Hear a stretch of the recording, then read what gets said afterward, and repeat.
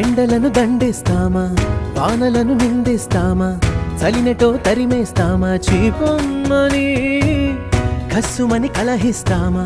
ఉస్సురని విలపిస్తామా, రోజులతో రాజీ పడమా, సర్లెమ్మని సాటి మనుషులతో మాత్రం సాగనని ఎందుకు పంతం,